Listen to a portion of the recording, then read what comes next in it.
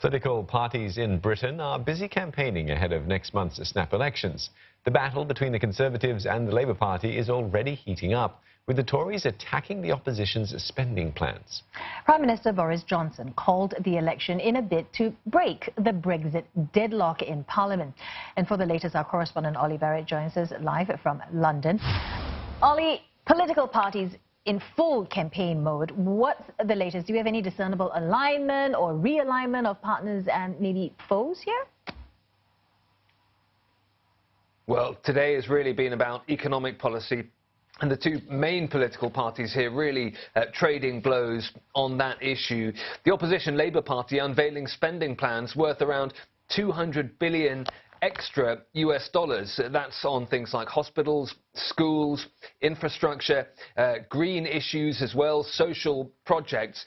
And the opposition Conservatives are attacking those plans from Labour, saying that they're irresponsible, that they're reckless, that they don't add up. Now, up to that point, that is really a traditional UK election campaign taking shape. That is often the way these things go. The Labour Party promising more spending, the Conservatives insisting that they will be much more tight with the purse strings and more sensible on economic issues is how they would describe it. But this time around it's slightly different, because the Conservatives are also offering lots of extra spending on schools, on health, on fighting crime, issues like that as well. So it's slightly more difficult this time around for the Conservatives to differentiate themselves from the opposition Labour Party, and that's why the economic debate is going to be so interesting to watch unfold over the next 5 weeks between the two major parties. It will, as ever, be one of the critical issues on this election campaign, but it will be slightly different from normal in the way that it is framed.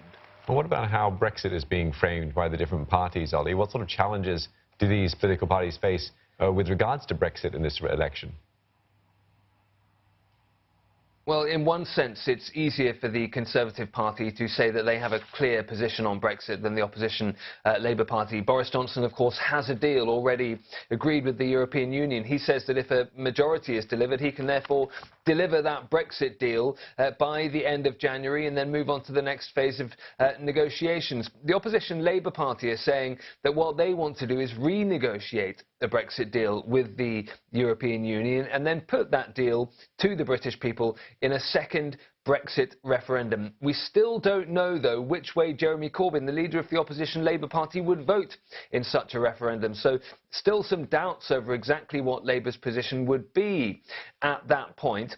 At the same time, though, the Conservatives are being criticised by the opposition Labour Party for the Brexit deal that they have reached with the European Union. Labour will continue to hammer this idea that it really opens up a free trade deal with the United States, which could bring down workers' rights, environmental protections here in the UK. The government will deny that and insist that the Brexit deal it has reached with the European Union will open up all sorts of opportunities for trade around the world beyond the shores of Europe. And then you have those Remain parties as well, these smaller parties, some of whom have cooked up a deal to make sure they don't stand against each other in seats in which they stand a chance of seeing a Remain, an anti-Brexit MP elected instead of a Conservative or a Labour member of Parliament. So incredibly complicated when it comes to Brexit, and therefore incredibly complicated for voters when it comes to making up their minds on that issue.